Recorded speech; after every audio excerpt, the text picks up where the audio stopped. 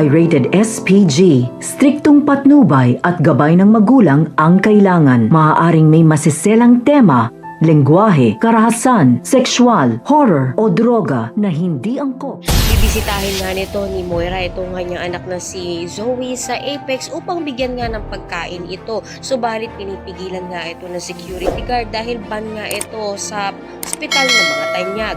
Nakita naman nga ito ni Giselle kaya nilapitan niya nga ito at sinabi niya nga rito na hindi na nga rapat nga pinibigyan pa ang pagkain ng anak nga nito dahil malaki na nga raw ito. Subalit sinabi nga nito ni Moira na hindi naman daw talaga niya mararamdaman ang pagiging ina dahil inabandon na nga nito ang dati niyang anak nga nito.